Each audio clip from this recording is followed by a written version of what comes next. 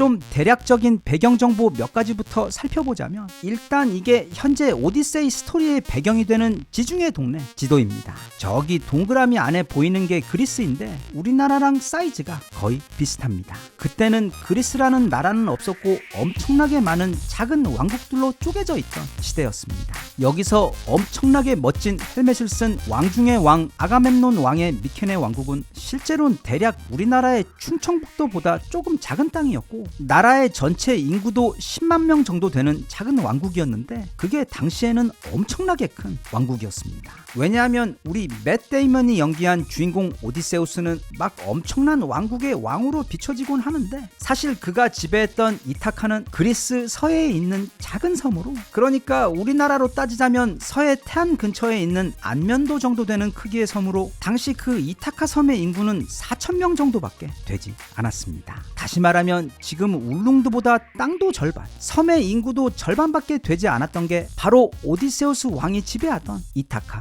섬이었습니다. 그리고 이건 또 무슨 가족 기업도 아니고, 형은 위에서 미케네 왕국을 경영하는 동안 아가멤논의 동생은 바로 그 아래서 일종의 프랜차이즈 국가인 스파르타라는 왕국을 지배하고 있었는데, 그 대단한 스파르타 역시 강원도의 홍천군이랑 인제군을 합해놓은 정도의 크기였습니다. 또 여기서 중요한 건, 이때 나오는 스파르타는 우리가 좋아하는 그 300명의 전사가 활약하던 그 스파르타가 아니고, 그것보다 대략 600년 전에 존재하던 왕국으로, 스파르타가 진짜 멋있어지기 한참 전의 국가입니다. 그리고 애초에 이 모든 이야기의 출발점인 그 트로이 전쟁이 벌어진 트로이는 지금 터키 서쪽 끝에 실제로 존재하는 곳으로, 이곳 역시 앞서 본 아가멤논의 왕국이나 이타카처럼 엄청나게 귀염둥이 사이즈입니다. 트로이는 나라 전체가 우리 경복궁보다도 작았습니다. 그러니까 여의도의 10분의 1 정도의 크기. 왕국의 인구 수도 대략 7,000명 정도밖에 안 되었는데, 아무튼 이 트로이 왕국의 왕자인 파리스가 커다란 실수를 저지릅니다. 파리스는 어느 날 스파르타의 축제에 초대를 받아서 참석을 했는데, 아니 남의 왕국 잔치에 참석을 해놓고서는 바로 거기서 위대한 그리스 경북 도지사였던 아가멤논의 동생인 스파르타의 왕 메넬라오스의 아내이자 초절정 미녀 그리스의 황진이 헬레나와 눈이 맞아버려, 그렇게 둘은 손을 잡고 바로 트로이로 도망을 쳐버렸고, 그러자 아가멤논이 동생의 명예를 되찾아오겠다는 명분으로, 그리고 이왕 하는 김에 트로이가 가지고 있던 거대한 해양 사업권도 빼앗아 오기 위해 그리스 경북과 강원도에 있는 여러 왕국의 병사들을 전부 다 모아서 같이 트로이로 쳐들어간 것이 바로 트로이 전쟁입니다.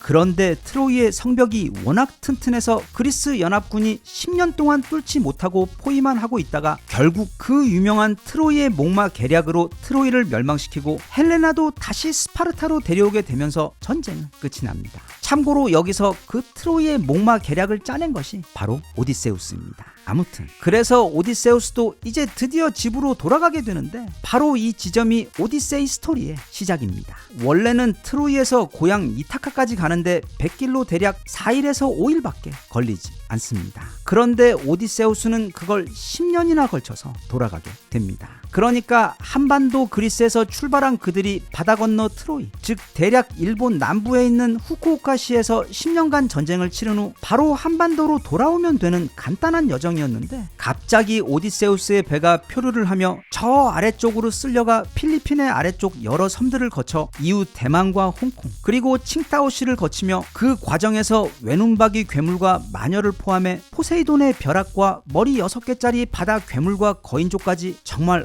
온갖 종류의 죽을 고비들을 간신히 넘긴 다음 기적적으로 고향 이타카로 돌아와 이제는 좀 집에가 씻고 그만 고생하고 쉬고 싶었는데, 그 10년의 기간 동안 진짜 온갖 고생이란 고생은 다 한 다음 간신히 고향 이타카에 돌아가 보니 거기서는 또 다른 황당하고 위험한 상황이 기다리고 있어, 오디세우스는 고향에 가서도 한바탕 엄청난 모험과 사투를 벌인 후 결국 사랑하는 아내 페넬로페와 재회를 한다는 것이 작품 오디세이의 스토리입니다. 이 스토리의 백미는 오디세우스가 귀향하는 그 10년 동안 겪었던 엄청나게 다양하고 괴로운 위험과 고난들입니다. 그게 영화에서도 가장 재미있는 부분들이기도 한데, 일단 오디세우스 일행은 트로이 전쟁이 끝난 직후 아가멤논 일행과 함께 출발하지 않고 따로 출발합니다. 그런데 바다에서 표류를 하게 되다가 어느 땅에 배를 정박하고 육지로 올라가는데 거기에 동굴이 있어 들어갑니다. 그런데 하필 그 동굴이 외눈박이 괴물인 폴리메모스가 사는 곳으로 거기서 오디세우스의 병사들 몇몇이 폴리메모스에게 잡아먹히고 갇혀있게 되는데, 하지만 또 오디세우스가 여기서 꾀를 내어 잠들고 있던 괴물의 눈을 찌른 후 간신히 도망을 치게 되는데, 문제는 그 외눈박이 괴물 폴리메모스에게는 엄청난 압박 카드가 있었다는 점입니다. 네, 폴리메모스의 아버지는 무려 바다의 신 포세이돈이었습니다. 그리고 분노한 포세이돈은 아들의 눈을 멀게 한 오디세우스에게 저주를 내리고 바로 그 저주 때문에 10년의 고난의 항해가 시작된 것입니다. 이후 오디세우스 일행은 너무 배가 고파서 또 다른 섬에 도착해 올라가는데, 거기서는 마녀를 만나 그 마녀가 오디세우스의 병사들을 모두 돼지로 둔갑시켜버리고 이제 오디세우스마저 그렇게 하려고 했는데, 우리 똑똑한 오디세우스는 엄청난 말발로 마녀를 설득시킨 다음 병사들을 다시 인간으로 되돌리고 간신히 그곳을 빠져나옵니다. 그래서 다시 바다로 항해를 이어가는데, 이제는 또 스타벅스의 로고로도 유명한 바다의 마녀 세이렌들이 목소리로 병사들을 홀리지만, 그걸 미리 알았던 오디세우스의 명령에 따라 병사들은 미리 에어팟 프로에 버금가는 노이즈 캔슬링 기능을 자랑하는 밀랍으로 귀를 막아 간신히 그 위기도 넘깁니다. 그런데 여기서 그 세이렌의 목소리가 너무 궁금했던 호기심쟁이 오디세우스는 밀랍으로 자신의 귀를 막지 않고 대신 자신을 배의 돛대에 밧줄로 묶은 다음 주변은 허용을 하여 그 세이렌의 치명적인 노래를 모두 듣다가 미치기 일보 직전까지 갑니다. 아무튼 그렇게 계속 그와 비슷한 고생을 하던 그들은 나중에 너무 배가 고파서 어느 섬에 올라가게 되는데, 거기는 아폴로 신의 소들이 있는 곳으로 오디세우스는 병사들에게 절대로 그 소를 먹어서는 안 된다고 경고를 합니다. 하지만 식량이 떨어지고 시간이 지나자 병사들은 또 말을 듣지 않고 소를 잡아먹었고, 결국 오디세우스만 남고 나머지 병사는 모두 죽어버립니다. 이제 홀로 남은 오디세우스는 계속해서 집으로 가려고 하는데, 이제는 또 칼립소라는 아름다운 마녀가 사는 섬에 갔다가 거기에서 칼립소가 진짜 너무너무 잘해줬기 때문에, 그리고 그런 친절과 사랑과 함께 로터스라고 불리는 한 번 먹으면 모든 것이 만족스럽고 아무데도 가고 싶지 않은 마법의 약을 먹이는 바람에 오디세우스는 그곳에서 칼립소의 남친으로 무려 7년이나 머물게 됩니다. 그러다가 아무리 좋은 연애나 결혼 생활도 그렇듯 어느 날 갑자기 제정신이 돌아온 오디세우스는 간신히 칼립소의 소나기를 벗어나 어찌어찌 고향 이타카로 돌아오게 되는데, 그의 눈앞에 놓인 고향 이타카의 상황이 완전 막장이었습니다. 왕이 20년 동안이나 자리를 비우게 되니까 이제 슬슬 그 왕자의 욕심을 가지고 또 아름다운 왕비 페넬로페에게도 마음을 품은 무려 108명의 남자들이 모두 다 궁전으로 몰려와서 진을 치며 벌써 3년이나 버티면서 거기서 무슨 불량배들처럼 궁전의 사람들과 하인들을 희롱하고 오디세우스를 조롱하며 또 틈만 나면 오디세우스의 아들 텔레마코스를 죽이려고 하면서 왕비에게는 빨리 자기들 가운데 한 명을 새로운 남편으로 선택하라고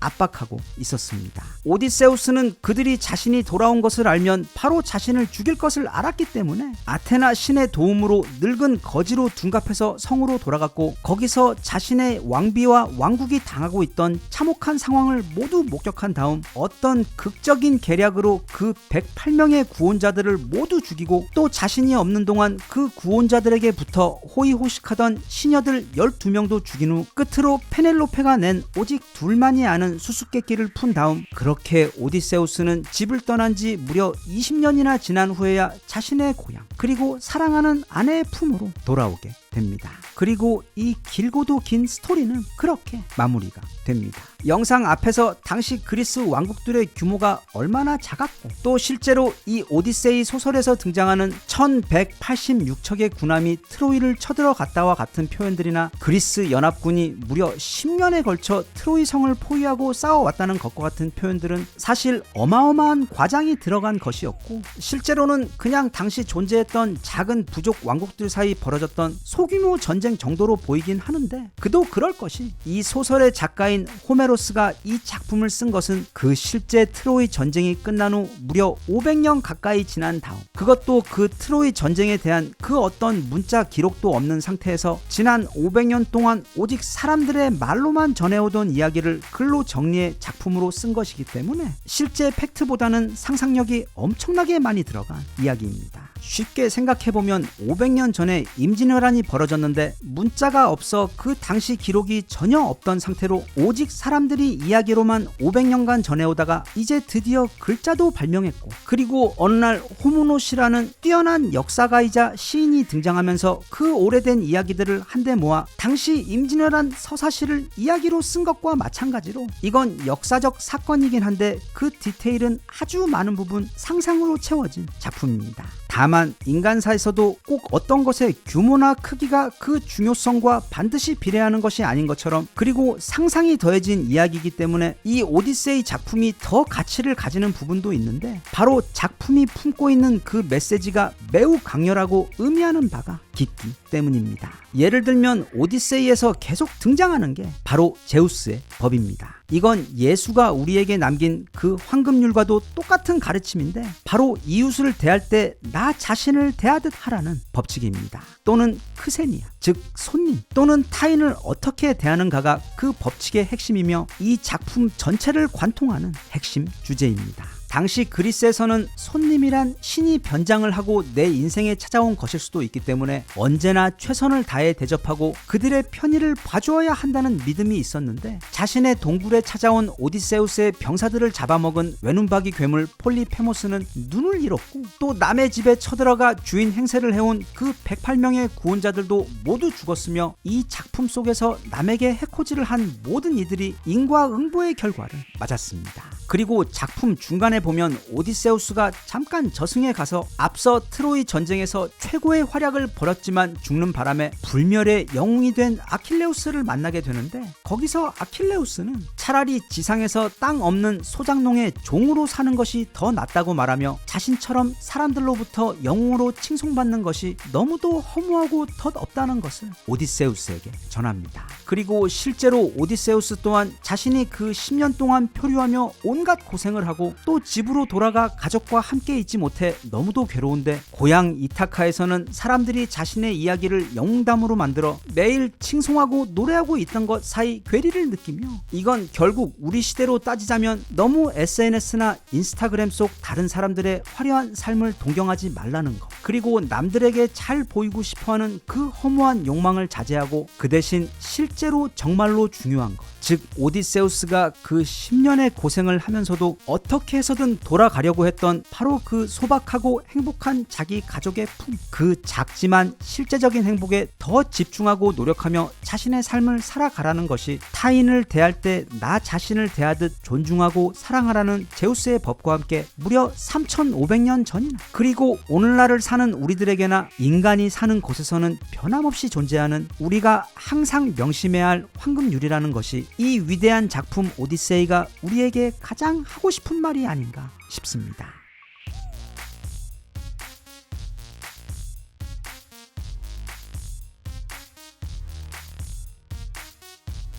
Even if you tried, you wouldn't understand it. Maybe something's missing inside of you. Just a bit of sugar.